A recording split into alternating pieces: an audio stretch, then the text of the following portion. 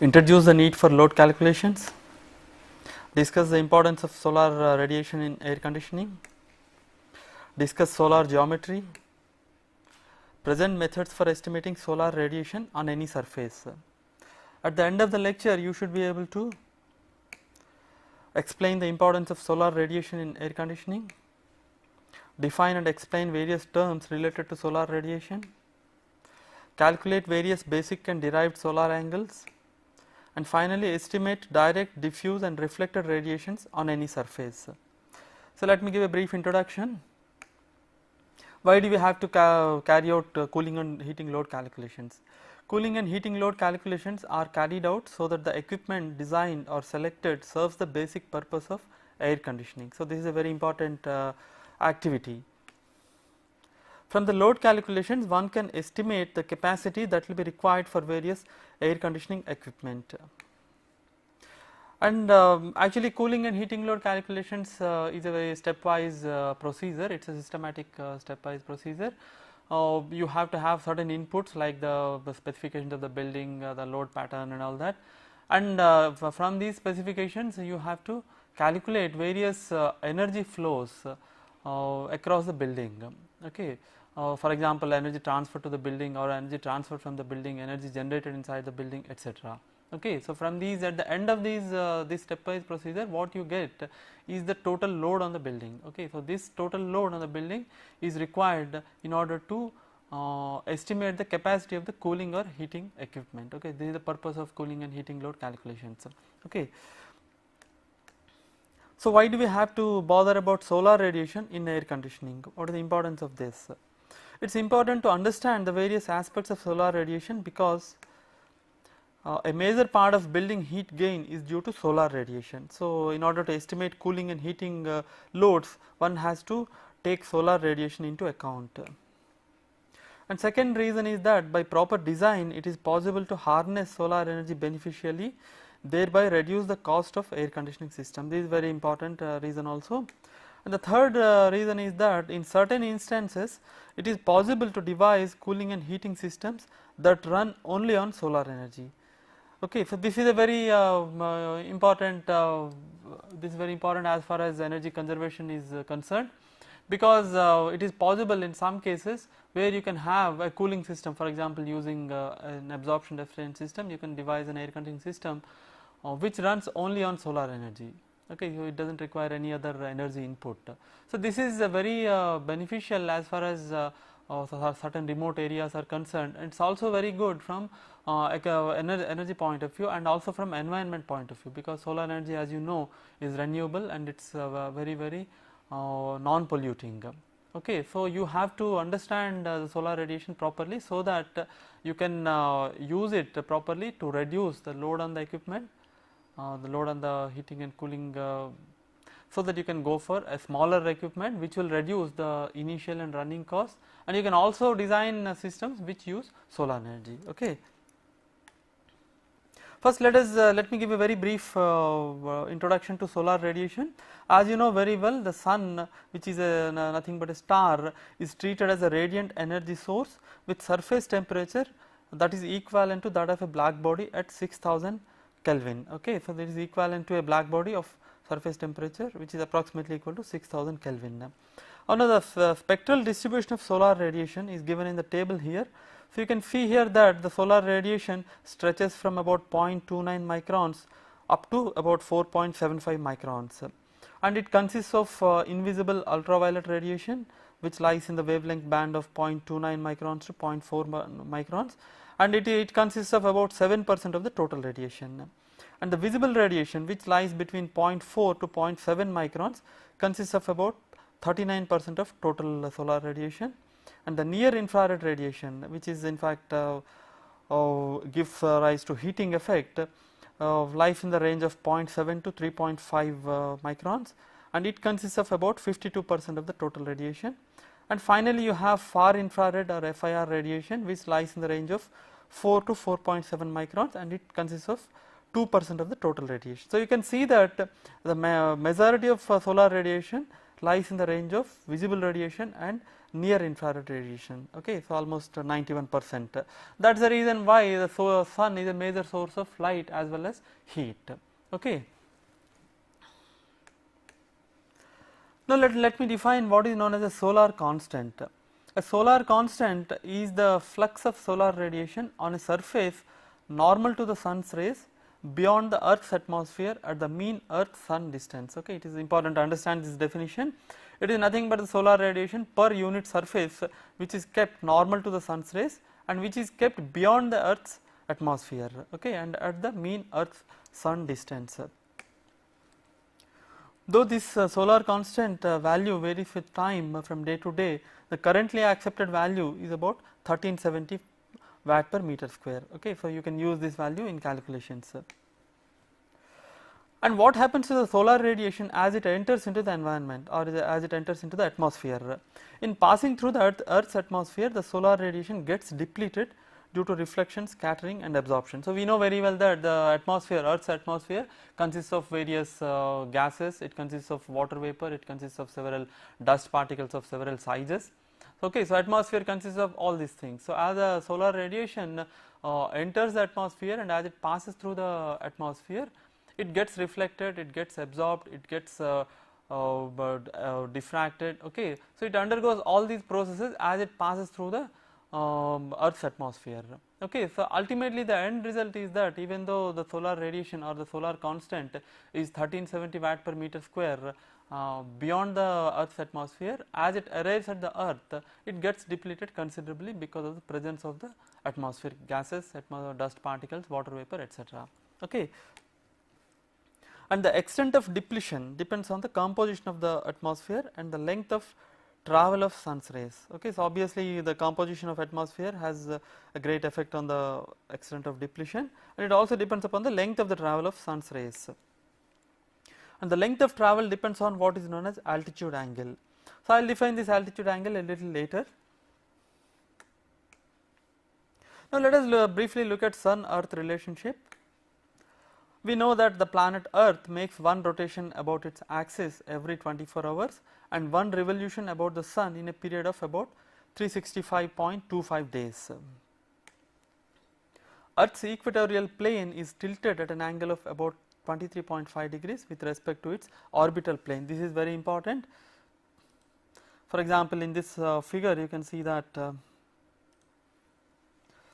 this is the Sun.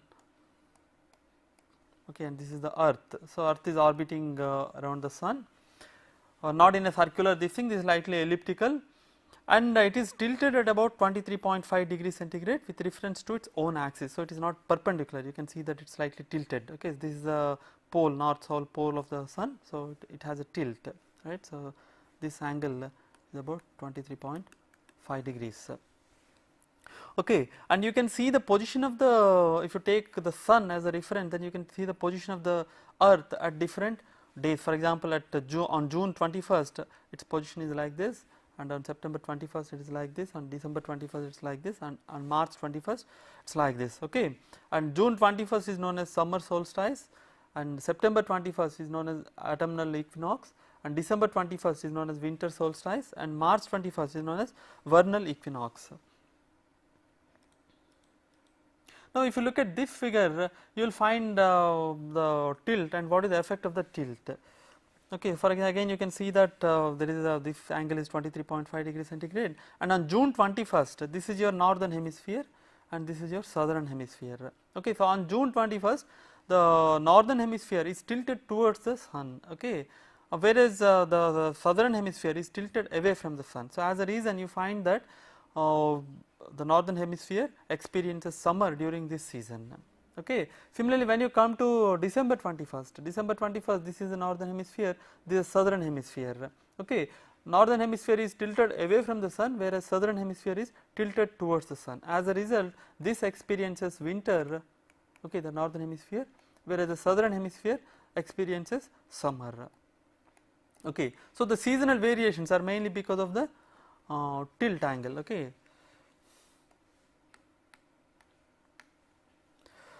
So, as you know very well, the Earth's rotation is responsible for day and night, whereas its tilt is responsible for the change of seasons. Since the distance between earth and sun is very large, for all practical purposes it can be considered that the sun's rays are parallel to each other when they reach the earth. Okay, so the distance is about 93 million kilometers, so it is very large. So you can consider the sun's rays to be parallel when they reach the earth. Now we are interested in the solar radiation striking a surface as far as the air conditioning load calculations are concerned. So let us see how to calculate this. The rate at which solar radiation is striking a surface per unit area of the surface is called as the total solar irradiation on the surface, and the total solar irradiation on the surface is given by this equation: I subscript I theta is equal to I subscript dn cos theta plus I subscript small d theta plus I subscript r theta. And as you can see here, I subscript I theta is the total solar irradiation of a surface in watt per meter square, and I subscript capital Dn is the direct radiation from sun, and I subscript small d theta is the diffuse radiation from sky, and I subscript r theta is the reflected radiation, and theta is known as angle of incidence. Okay. So you can see that the total radiation incident on any surface consists of basically three parts. One is because of the direct radiation, the second part is because of the diffuse radiation from the sky, and the third part is because of the reflected radiation, okay, from the ground and from the surrounding surfaces. On a cloudless day, that means when the sky is cloudless, you find that the contribution of the direct radiation is about 85%. So of the total radiation. So the contribution of diffuse and reflected radiation is quite small on a clear day. Okay, whereas on a cloudy day you find that the importance of or the contribution of diffuse radiation increases, whereas the contribution of direct radiation reduces. Okay. Now what is the angle of incidence? How is it defined? You can see that the angle of incidence is nothing but the this is the sun's rays. Okay, this is your sun ray. Okay, and this is the surface on earth, you can see here, and this is a normal to the surface. Okay. So the incident angle is theta. Theta is nothing but the angle between the sun ray and the normal to the surface. Okay. So this is this angle, right.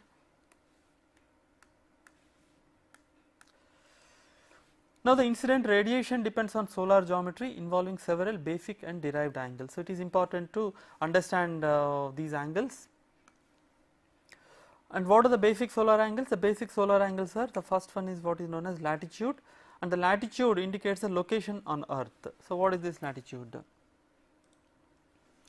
The picture here shows northern hemisphere. This is your northern hemisphere, this is your equatorial plane. Okay, so this is your equatorial plane, and O is the center of the earth, and O dash is the center of the sun. And as I have mentioned, for our calculation purposes we can assume that the sun's rays are parallel. Okay, so they arrive parallelly on earth. Okay, and point P is any point on the surface of the earth. Okay, maybe it is the point of the observer, right. Now with reference to this, we define all these solar basic solar angles, starting with the latitude. Latitude is defined as the angle between the lines OP. Okay, line OP is nothing but the line joining the center with the point P. Okay, line OP, and the projection of OP on the equatorial plane. The projection of OP on the equatorial plane is nothing but OA. Okay, so the latitude is nothing but angle between OP and OA, that is nothing but angle AOP, that is this angle. Okay, so as you know, the latitude varies from 0 degrees to 90 degrees. When is it 0? When the point P lies on the equatorial plane, obviously the latitude is 0. Okay, and when the point P lies on the pole, this angle becomes 90 degrees. So this is how the latitude is defined, and latitude along with the longitude completely specify the location of any point on earth. The second basic solar angle is what is known as hour angle, and this indicates the time of the day. So how is this defined? Again referring back to the same figure, here the hour angle H is defined as the angle between the projection of OP on the equatorial plane. OP is nothing but the line joining point O, that is the center of the earth, and the position of the observer P. Okay, and its projection is, as I have said, is OA. So hour angle is nothing but the angle between OA and the projection of the line joining the center of the earth to the center of the sun. Now point O is the center of the earth and point O dash is the center of the sun. Okay, so the projection of O dash on the equatorial plane is nothing but AB. Okay, so that is the projection of O dash on the equatorial plane. So our angle is nothing but the angle AOB. Okay, that is angle between OA and OB. Okay, that is this angle, right. Now at solar noon, when the earth rotates and when point P comes at this point, you find that the our angle is 0. Okay, and the our angle varies from 0 at solar noon to 360 degrees. Okay, because it rotates in one day, right. 360 degrees in 24 hours. Okay, because it makes one rotation in 24 hours. The third basic angle is what is known as declination, and declination indicates the day of the year. Again we refer to the same figure, and declination D is the angle between the line joining the center of the earth O and sun. Okay, that is nothing but the line O dash and its projection on the equatorial plane. The projection of line O dash on equatorial plane, as I have already discussed, is OB. Okay, so declination is nothing but angle between OB and O dash, that is nothing but angle D. Okay, and since this angle, that means earth is tilted 23.5 degrees. Okay, you have an angle of tilt of 23.5 degrees. You find that for northern hemisphere the declination varies from plus 23.5 degrees on June 21st to minus 23.5 degrees on December 1st, and this will be exactly reverse for the southern hemisphere. Okay, this will be clear with the help of this picture. As I said, this is the orbital motion of earth around the sun, and this is the summer solstice, that is on June 21st. On June 21st, as I said, for northern hemisphere your angle of declination is plus 23.5 degrees, and on September 21st and on March 21st, that means at the two equinoxes the declination is 0 degrees. Okay, and on December 21st, that means on winter solstice, you find that the declination D is minus 23.5 degrees. Okay, this, as I said, remember that this is for northern hemisphere. This will be very clear if you look at this picture. For example, take just summer solstice and winter solstice, that is June 21st and December 21st. This is the equatorial plane of the earth.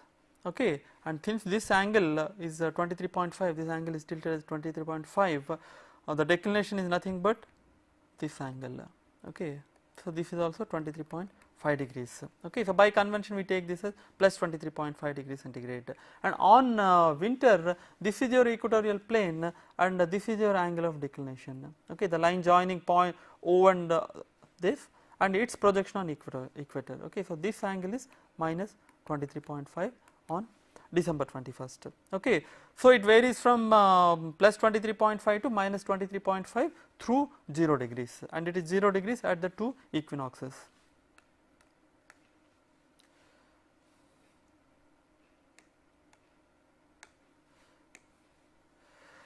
And the hour angle, so you can see now that the basic solar angles depends upon three important parameters, that is what is the location of the surface on earth, which is indicated by the latitude, and what is the time of the day. Time of the day is specified by the hour angle, and what is the day of the year. Okay, day of the year is indicated by your declination. So location, time of the day and day of the year, these three define three basic solar angles: latitude, hour angle and declination. Okay, and the hour angle, it is very important to keep in mind that the hour angle is based on what is known as local solar time.